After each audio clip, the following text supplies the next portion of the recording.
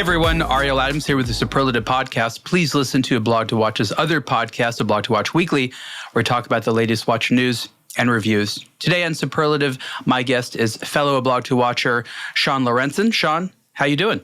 Hey, everybody. Excited to be here. I think we've got some very important big picture topics to discuss today. Yeah, what I like to do when having various members of the team is on the show is explore topics that we've been writing about, that we've been talking about. You know, I think that what's important to say, I don't know about other publications, but we don't just sit there and get in the news and go to events and look at watches. We try to make sense of what's going on in the industry.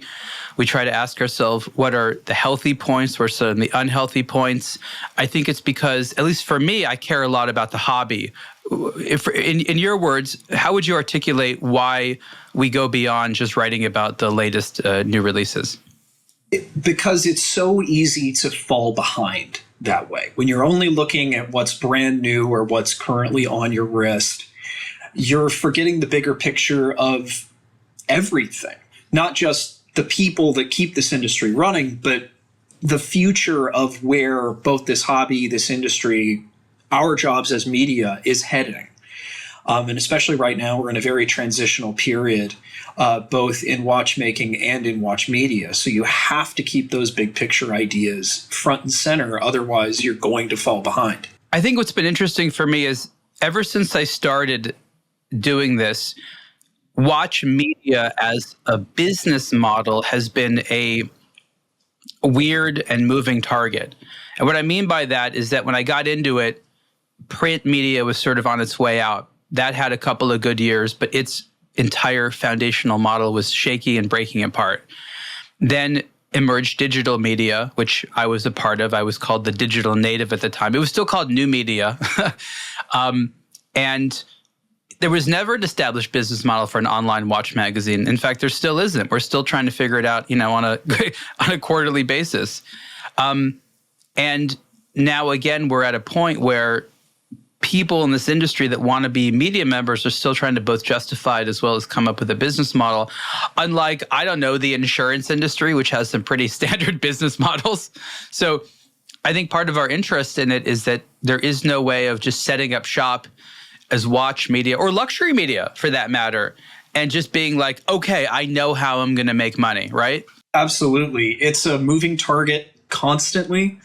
Especially things can change sometimes by the day in terms of the makeup of the industry, especially when brands are making major shakeups like we've seen at LVMH lately with a sort of musical chairs of CEOs among brands.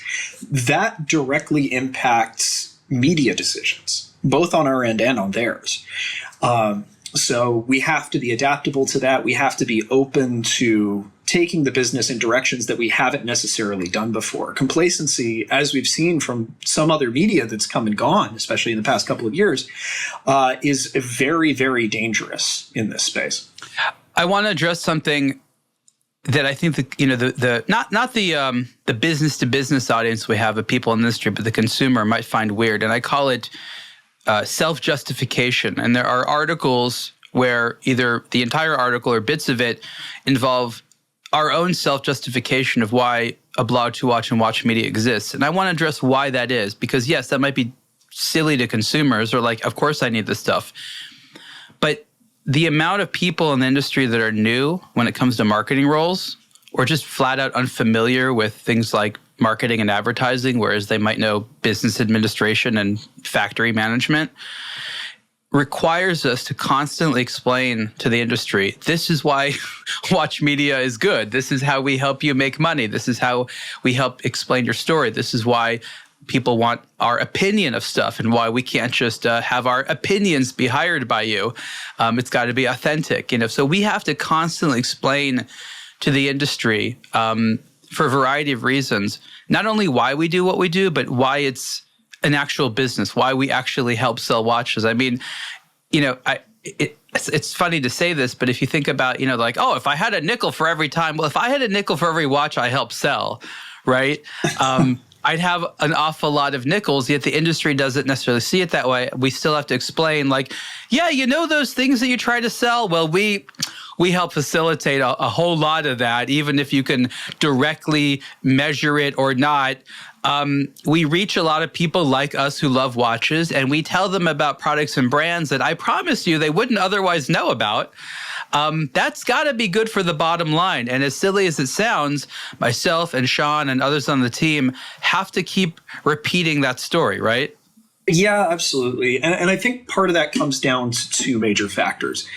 First of all, aBlogtoWatch, in a very real sense, is one of the only watch media outlets left that operates the way that we do. We are not a retailer. We do not primarily gain any sort of profit from sales or from, any sort of pushing product. We are and shall remain to be advertiser driven. And as that becomes a rarer business model, it becomes more foreign to the people, especially who are new to the industry, that are coming in on the marketing and PR side. The other component of this that I would bring attention to is the idea that editorial media, whether you're talking about watches, whether you're talking about cars, whether you're talking about fashion or anything else under the sun, is a loss leader. It always has been, and frankly, kind of always will be. There's very few ways to make, from a business marketing perspective, editorial coverage of your product directly profitable. It's beneficial to you down the line, but as we're entering sort of peak MBA culture, I want to call it, the people that are making decisions, especially at luxury brands, because it's a pretty cutthroat business on the financial side, that there are no loss leaders. You do not show any department of the business in the red. This sort of like Jack Welch style, ruthless cutting until something breaks mentality does not work for an aspirational product in the long term, especially when you're talking about messaging to the public. Also, part of the core message of a lot of brands is, and, help rephrase it any way you like, but, best quality, no matter the cost. We do things the right way, not the cheap way. We take our time to do it, so it's done right. Like, these are the messages we hear from a lot of brands. Yet, when it comes to how they tell their stories these days, how they market themselves, how they invest in getting their brand known, they don't seem to follow those rules, do they? No, they don't. There is oftentimes a very real disconnect between the messaging of what it means to be a luxury brand, and watches especially fall into this, where, yes, everything is made money, no object. It's all to the nth degree we can possibly engineer it. But that does not necessarily reflect in the product. Once you know what you're looking at, especially on an industrial side, and Ariel, you and I both have been on enough manufacturer tours to recognize where cost cutting is happening in production, to say nothing of cost cutting in marketing or cost cutting in advertising, which is even more widespread these days. Look, what I wanted to hear was your feedback about what you're thinking in regards to the idea that watch brands now that still make pretty good watches struggle when it comes to the mechanics around storytelling, when it comes to the obligations they have, right? There's a lot of obligations to do the storytelling, to continue to do it. So I guess it's just like, from your perspective, how important now is the story in addition to the product of the watch when it comes to the experience for not just the new watch lovers, but just even the mature people? I think it's more important than ever before.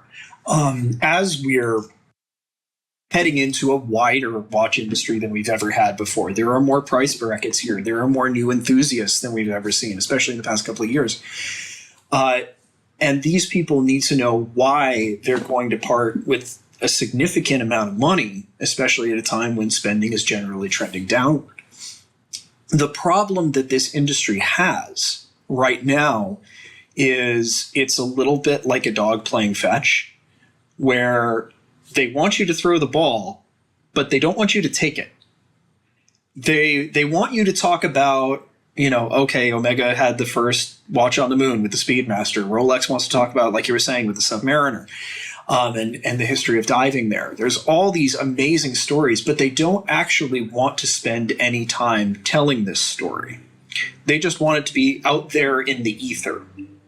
Why don't you think they want to be telling the story when it's so crucial to them. And I think they do. Omega has their museum. Yes. Maybe they don't accept how loud and proud they got to speak it. Yeah, I think that's more or less the problem. Is like the museum, for example, when we're talking about sort of the nature of the business and the nature of cost cutting that happens from top down, the museum's a sunk cost. The money's already been spent, and keeping the doors open is a minimal expense. Marketing is not cheap, and it's something that has to be done all the time. And I know I've talked about this with you on, it may have been an Instagram Live, it may have been a previous podcast, but Coca-Cola back in the 1980s, I want to say it was like 83 or 84, experimented very briefly with cutting their advertising and marketing budget entirely. The thinking was, we are Coca-Cola. Who in the world does not know what Coke is, right? Why do we need to spend to advertise? Sales figures immediately took a dive globally.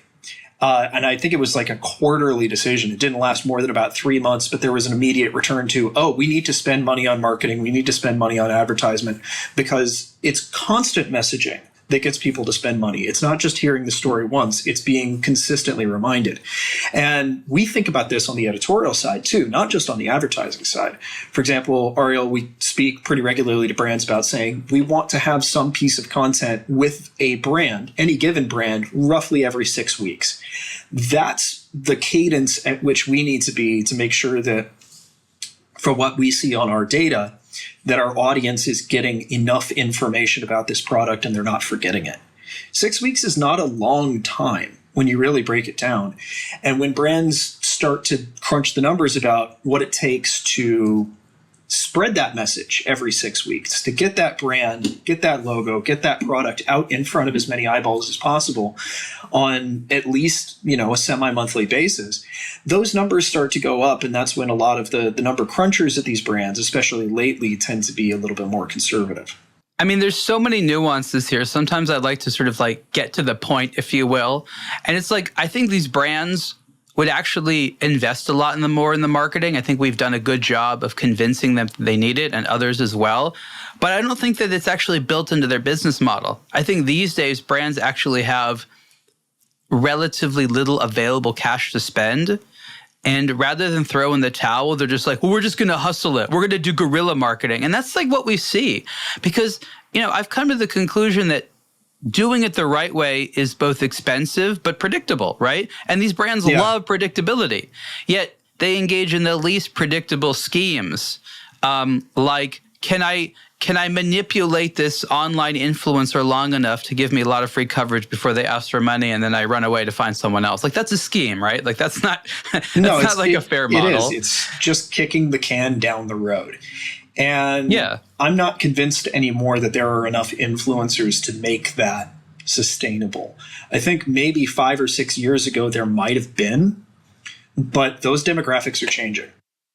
It's just an interesting thing for us because, again, we systematize what it means to be a good watch release, to be a good watch product, to be good with consumers, to have a well-functioning distribution model. Like, we're able to compare a lot of brands and like we know what looks like it works and what it doesn't. And very few brands are seemingly motivated to do it the right way. They just try to hustle with like the extremely small resources they have. And again, I'm not trying to like insult or make anyone feel bad out there, but like some of these companies like to act like they're, major multinationals, and they have like a crew of like 5 people in the entire United States and think they've got this market covered. It's really boutique the way it's run, but it's really grandiose the way that it's imagined. Absolutely. And a lot of the brands that have these sort of like 5-person US teams are much bigger brands than most people would imagine. They're companies that are in many cases household names, but they're left more or less to their own devices. It's just, okay, you have a skeleton crew and a minimal budget, make it work.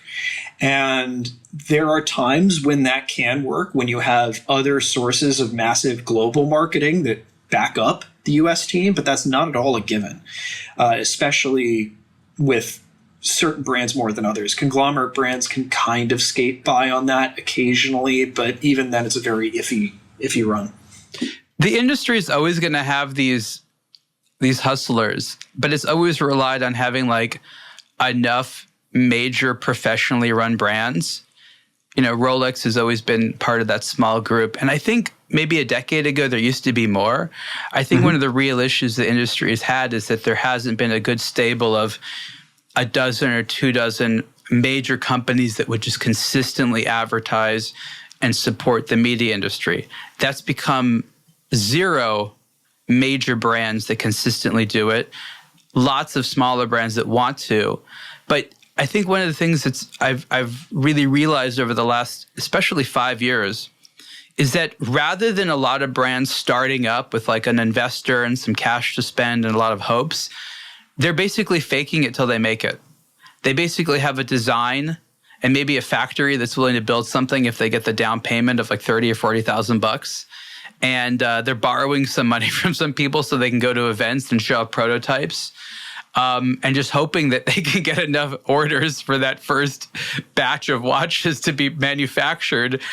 And they don't really even have a brand. And we've realized that a lot of brands have been, quote unquote, operating for 3 to 4 years, still in startup mode, still not ready for prime time, still not actually able to do anything.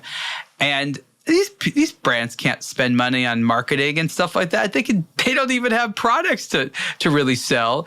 And the expectation of them is very high. And they used to be able to ride on the coattails, like I said, of these big major super advertisers. And so I asked myself, like, what happened to their business model? Like Cartier is always seen as being like amazingly successful, but like I think anyone can attest in the watch media side, they don't spend, they're horribly disorganized, nobody has any idea what's going on there. Wherever Cartier is organized, it's not in their timepiece department. Yeah, and Cartier, I would say, is a great example of the difference between marketing and public relations. Because you're right, their PR, their outreach to not just us, I don't want to make this an aBlogtoWatch thing. This is common amongst all of our colleagues at different luxury media companies. None of us has a good relationship with Cartier. There is a theoretical relationship that exists where you could say, oh yeah, a few times a year we can get on a meeting, or when we go to Geneva, there's watches to look at. But on the other hand, Cartier's advertising for the better part of a century has been sort of the gold standard. When Cartier themselves choose to just promote the brand on billboards, on television, so on and so forth, that is where the strength of that operation truly lies. The problem is, obviously, Cartier can get away with it a little bit because it's Cartier. Because this is one of the oldest, most respected, not just watch brands, but luxury goods nameplates anywhere in the world.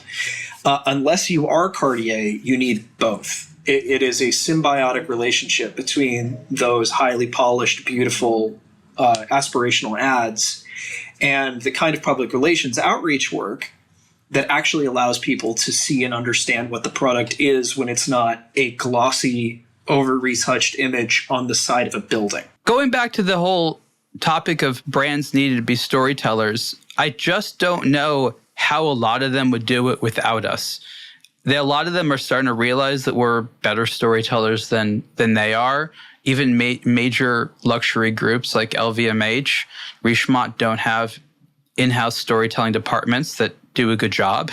It's all left to a bunch of brands to do it who are basically already maxed out in terms of human resources, meaning rather than these companies saying, hey, we have like a media and storytelling arm to help you make that great advertising, they're supposed to sort of like do it with whatever like petty cash they have, right? Like make an advertising campaign and then pay to distribute it using leftover money after you've paid for lunch. That's really what it's sort of come down to. And if you want more of that money, increase your sales with monopoly money, which doesn't exist. And then if you can actually make more money, not having any resources to have done that in the first place, we'll give you more money to market the brand, which again is about as defeatist as a policy you could get. And that is, that's the prevailing policy. Well, and it comes back again to what I was saying a little bit earlier about terminal MBA brain. We are at a space, and this extends far beyond the luxury industry, far beyond what we do. But everything is run with finance and quarterly profits first. And so there can be almost by definition no long-term thought or long-term decision-making. And advertising, and especially public relations, is a delayed reaction profit generator. It's not something where you're going to see, unless it's like a Super Bowl ad, increased returns tomorrow. You're seeding a thought that may take 6 months, a year, 5 years for someone to lay down that money and buy that product when you're talking about a 5-figure luxury watch. But the situation we're in right now financially, and especially with the economy, goes against that sort of maximize quarterly shareholder value at all cost, ignore all other business opportunities. This thinking does not jive with the current landscape we're living in. We're most likely on the precipice of a rather serious market shift. I won't necessarily say it's a market downturn, but there is going to be a major market change in the next 12 months. And what brands, especially brands at companies like watch brands, need to recognize is that this is a time when there are winners and losers. This is a time when the status quo changes. There are some brands that are safe, like Rolex. There are plenty of brands within that echelon that are not. And in order to move up or down that ladder in terms of public perception and eventual profit, you need to remind people through those uncertain periods where they want to be spending their money. You don't just pull back because things look uncertain and look potentially frightening. You have to be aggressive. You have to be able to take advantage of the shifts in the market that are happening and will continue to happen.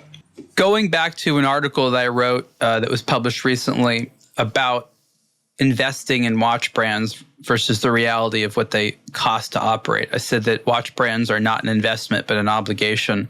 And that goes into sort of what you're talking about, where you can't assume they're going to be able to sort of give you this ongoing return. It's more about the desirability of the brand, the value of the company overall, long-term profitability in terms of selling a lot during good times while remaining somewhat stable during bad times.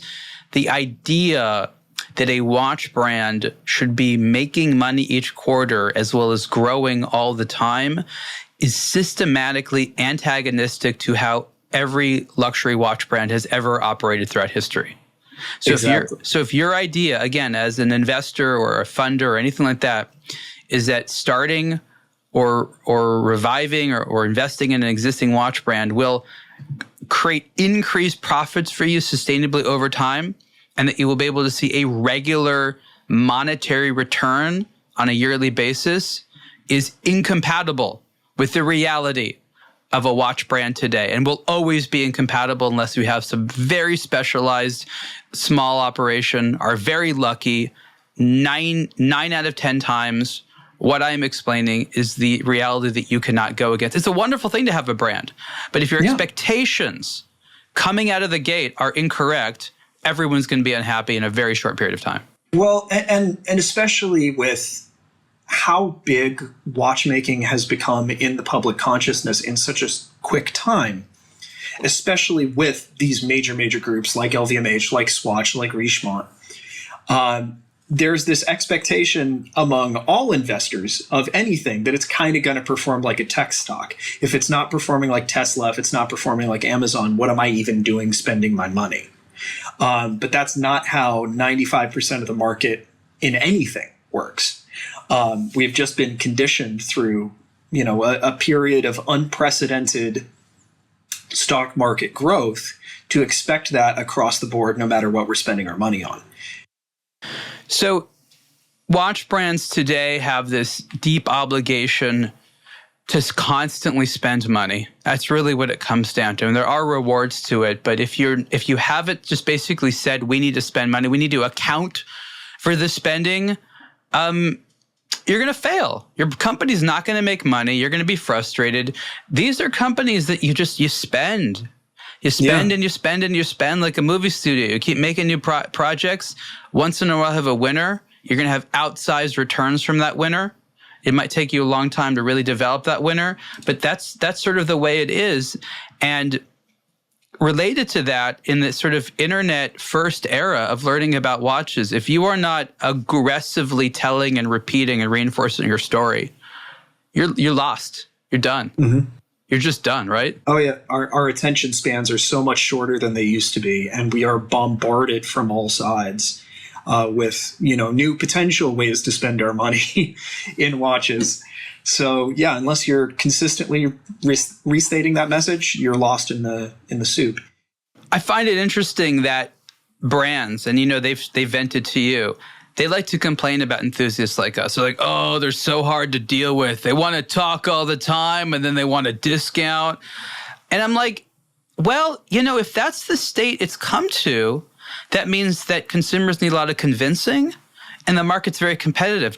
Don't blame the consumer for acting predictably like a consumer. Understand that it's not easy and that you must make adjustments. But you see them getting angry at the consumer for dumb reasons, right? Well, because it's not easy. And unfortunately, very few businesses are consistently easy. I can't really think of one off the top of my head. It's just not the way the business operates. You're going to have boom times and bust times. You're going to have times where you're going to have to work a little bit harder in order to maintain or improve your market position. And putting this in watchmaking terms, the story that I always come back to, and it is one of those stories that gets told to death, so forgive me, but it's the Audemars Piguet Royal Oak.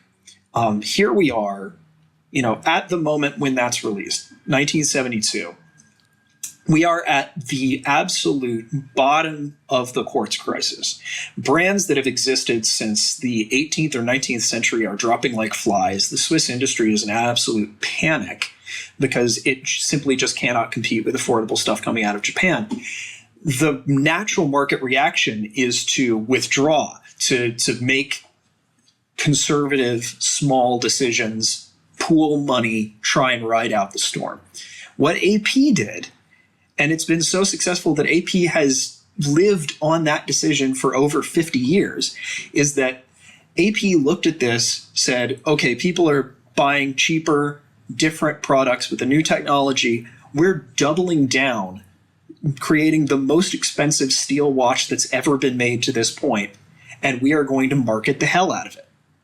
And it took a couple of years for that to take, but once it did, obviously, it defined what Audemars Piguet is. Despite centuries of brand heritage before the Royal Oak was ever thought of, they're now still, for better or worse, the Royal Oak Company first and everything else second.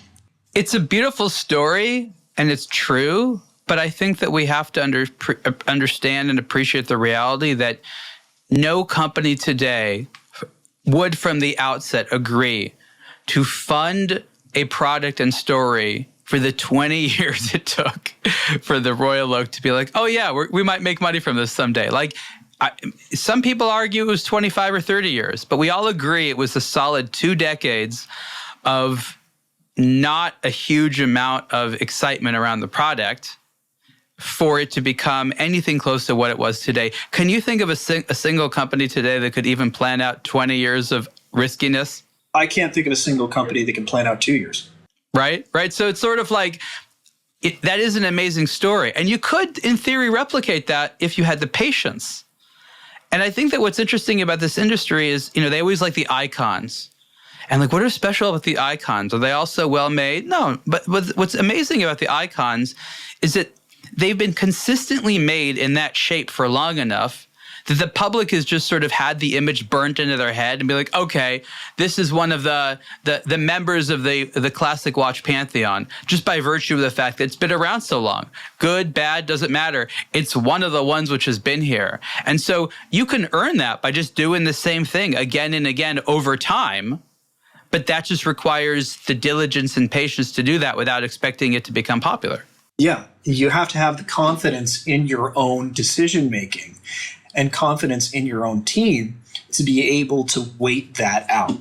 And that's the fundamental issue that not just the luxury industry, but the market at large is facing, is impatience. Are there patient sides to the industry? Do you see people doing it the right way? I do. I think Rolex is still a very fundamentally patient brand. The decisions that it's made haven't always been for short-term quarterly profit. And I think what we're seeing right now, actually, bringing this back to the news, is a great example of that. Spending billions of dollars on acquiring Bucherer, including Carl F. Bucherer, which, frankly, is an anchor financially. It was not a profitable brand for any time, at least as long as I've been in the watch industry. But Rolex was willing to take that on and at least make a nominal effort to maintain the brand, to maintain its current consumer base before recognizing that shutting down operations was inevitable. I think any other brand, if Bucherer had been picked up, for example, by Swatch Group, Carl F. would not have made it through the week of that decision.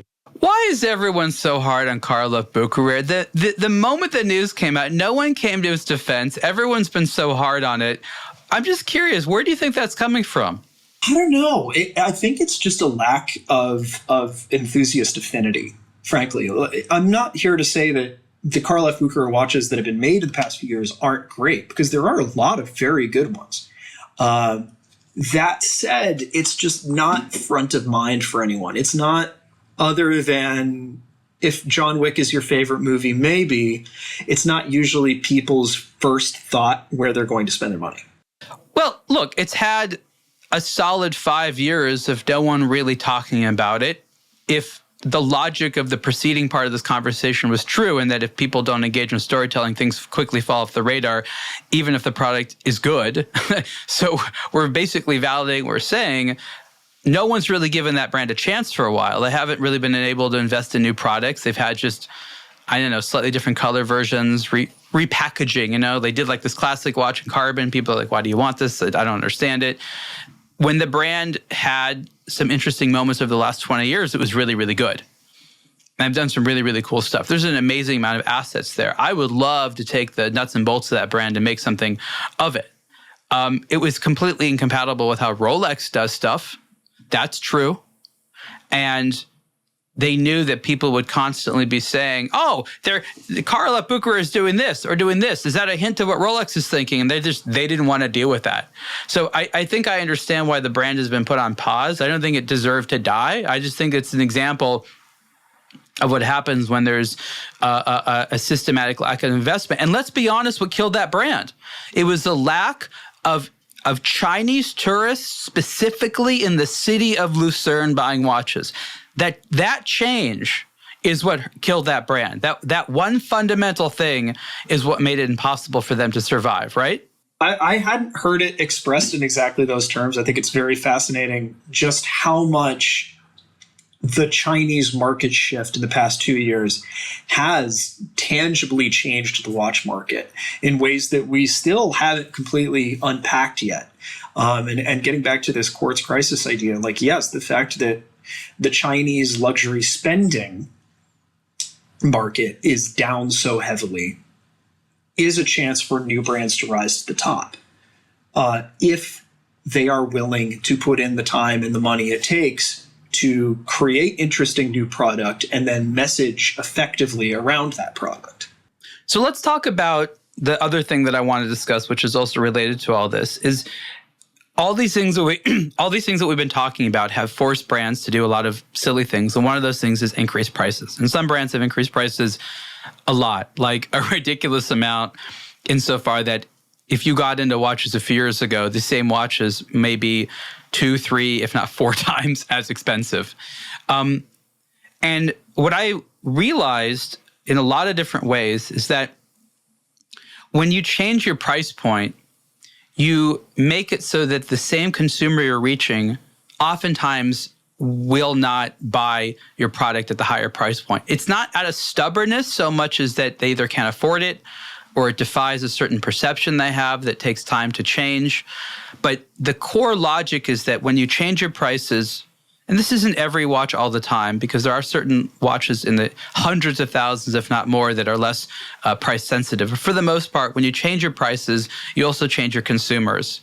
And I think that brands have not wanted to accept what this means. I think what they wanted to do, and I'd love your thoughts on this, Sean, is they've changed their prices, but thought that the same people want to buy them at a more expensive cost, right? Yes, broadly, they still want these buyers to sort of grow with them. That said, I think it's a pretty rare phenomenon. There are a lot of brands that have successfully found new audiences at their new price point. I would point toward Tag Heuer. That moving from one of the staple, if you're buying your first nice Swiss watch, try getting a Tag, to really being an aspirational, if you're, a chronograph person, if you are an automotive person, this is the brand you want to invest in at any price. That's been done rather well, but I think that's the exception that proves the rule. The counterpoint that I would give that I think is a much more common story is Seiko.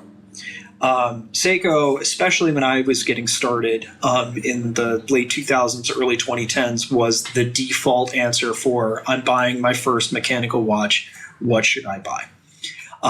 And Seiko cultivated that image for years, if not decades. And there was an entire generation of enthusiasts and other just normal buyers who naturally gravitated toward the Seiko brand because of that. Within the past 7 or 8 years, Seiko has decided to move up market pretty dramatically, to cut functionality in its entry-level products in favor of moving all of those up to higher price echelons. But those buyers have not moved with Seiko outside of the Japanese market. Japanese performance at Seiko is still relatively robust, but if you're talking about American or European enthusiasts, the buyers that were getting SKX 007s, back in 2015 or so, are more or less now either buying micro brands, Citizen, and in some cases, some entry-level Swiss like Tissot or Hamilton. I think that we've noticed a lot of this in the comments, so to say, because this is very difficult information to glean. You were talking about the MBAs and stuff like that running the show. They're always looking for reports and metrics and stuff like this. There's no reports that'll tell you this. This is something you have to sort of intuit, and then only after that can you sort of base a study around it to sort of test your findings. Being on the ground level allows us to see these trends early and often very effectively. And what I noticed a lot is people making comments that I guess you could construe them as negative, but if you really read between the lines time and time again, it's what happened to me being able to afford you, right? Yeah. That's really what it comes down to. It's like, hey, Omega, I've liked you for a long time, but what happened to me being able to afford you? Like, I've tried to be successful. I've tried to do what I can to afford nice things every once in a while. And like, I can't even afford your basic manually wound sports watch now. They're supposed to be like this entry-level thing. Like that same era when people are recommending Seikos as like your first, like nice mechanical watch.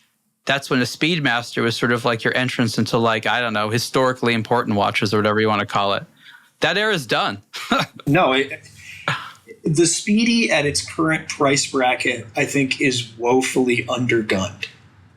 There is so much more interesting horology going on around it at that sort of $8,000 price point. Now, granted, the Speedmaster has the heritage. It's hard to hear that. It is. It's screw very inflation. Difficult to, especially when so many other brands surrounding it are so willing to undercut it.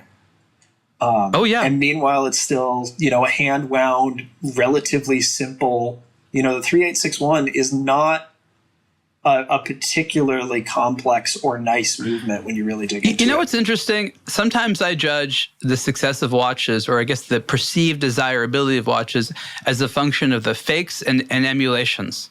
And I'm not saying there aren't fake Speedmasters out there. There certainly are. But you know how there's like all like the Rolex, Submariner, Daytona clones? Yes. There's not really a lot of Speedmaster clones. And I think it's fundamentally not that sexy, not that special. People are like, Omega's, is that really too much to counterpoint would be the Moon Swatch, but that's not broadly, a clone. That's their own thing. No, but it's sort of the affordable alternative. But you're right. It's a design philosophy that I feel like 10 years ago, we would have seen more Speedmaster knockoffs. We still occasionally see, weird as it is, Mark II knockoffs. But broadly, it's not an aspirational design the way that so many of its contemporaries now are. So, which is strange. Omega wants it to be a sexy $15,000 watch, right? You know, on the bracelet and stuff like that. And everyone else is like, no, we want this to be a good $3,000 to maybe $4,000 watch. And I think that fundamental disconnect is one that Omega is not trying to solve by any adjustment or increased storytelling, just kind of aggression. It's like, oh, you can't afford this. I'm so sorry. Like, yeah, that's not selling anybody. No, it is. It's just pointing them down the road to Hamilton where you belong with the rest of the poors. It's a little bit antagonistic. Right?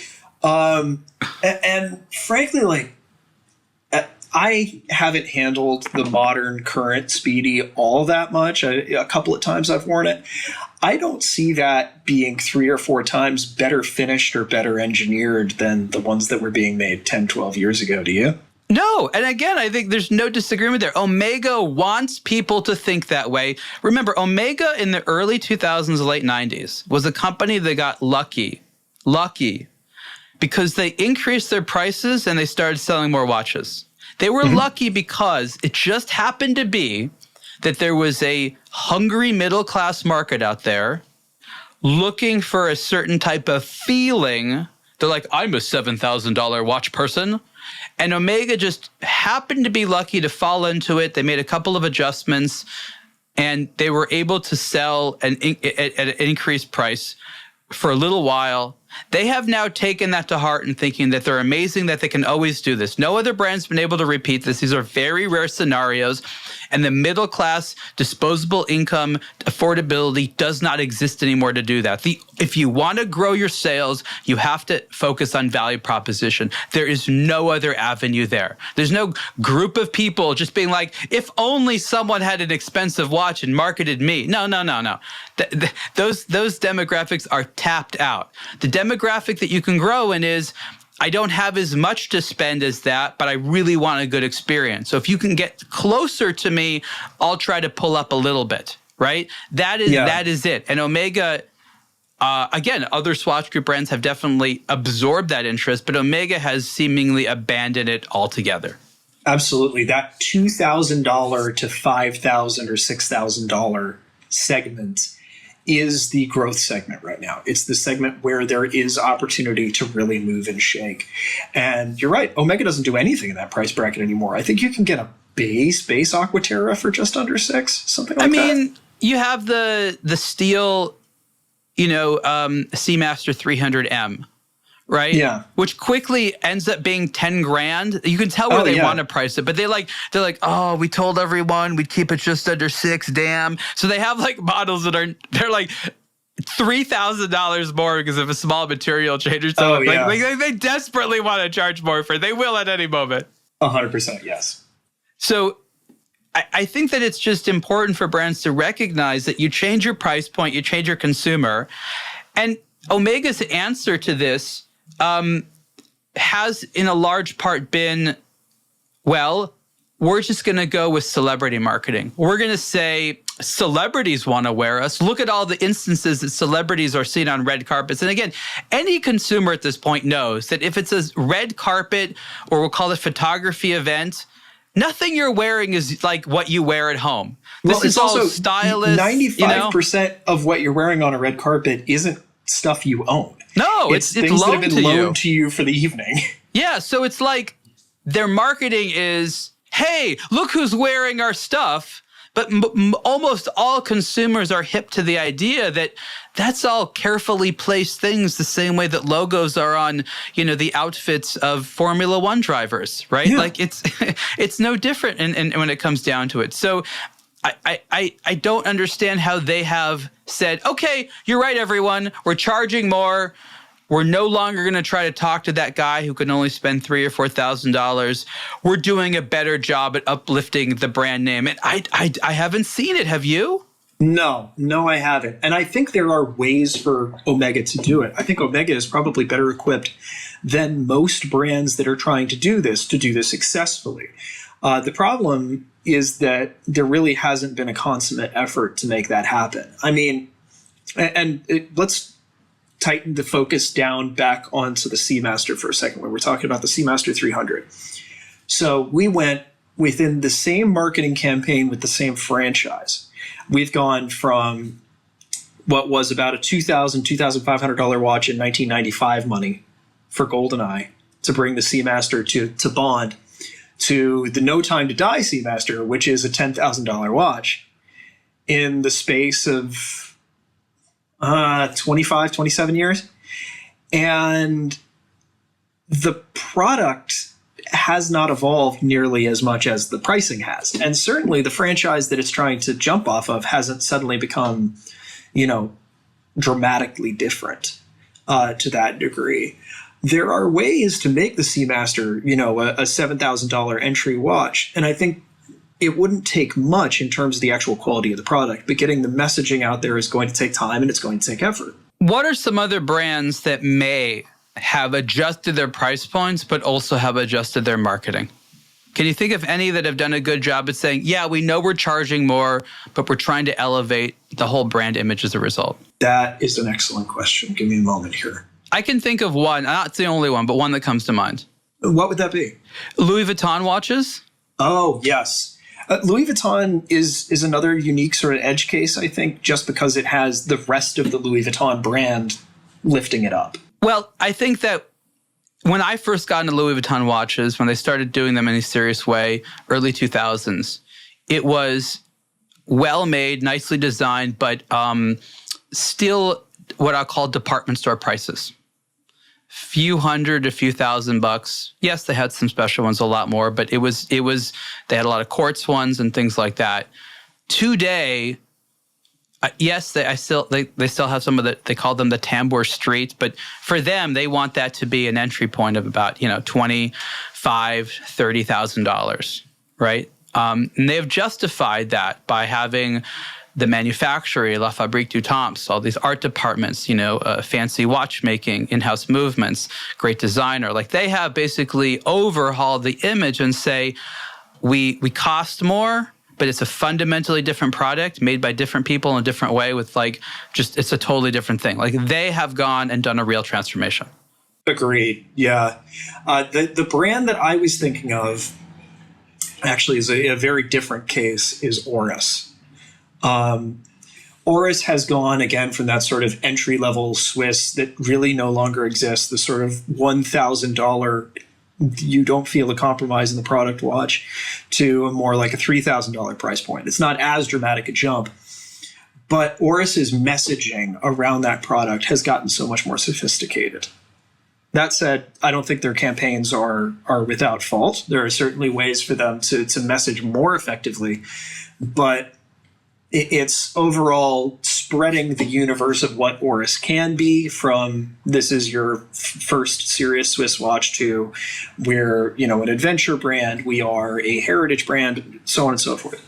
There's a lot to be thankful for, as well as a lot to unpack with the Oris strategy. Are brands ever successfully able to go back? I know that there's this idea that, you can only sort of move up market. It's difficult to reduce your prices. But I think that a number of companies right now are going to realize, wait a minute, we've gone too far. We don't have to be this greedy.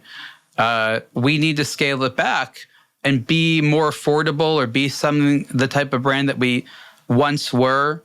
Are there examples of that happening successfully? Or I guess, do you think it's a good idea? Can brands do that? Should they do it? I think it's a very good idea, provided it's done selectively and intelligently. And actually, coming back to a brand that has successfully moved up market, but I think will also successfully expand down market, is TAG Heuer. What we've just seen within the past sort of month or so with the completely revamped Formula One collection, that's more expensive than the F1 has been traditionally, but we also haven't seen a new three-hander F1. And crucially, what we saw last year in Geneva with the Kith collab, I'm pretty sure is a proof of concept. That was an expensive release because it was done as an LE with a desirable streetwear brand. But that, as even $1,000 regular release without the Kith branding and a few less outlandish colorways on it, would bring people into the TAG Heuer universe. And grow with them up market. So you start with an F1 and then eventually buy a Carrera or a Monaco, rather than you're starting at Carrera or Monaco. I'd love to see more brands do it. I think certain brands could reposition themselves without taking too much pain. Baume Mercier, for example, right? Mont Blanc.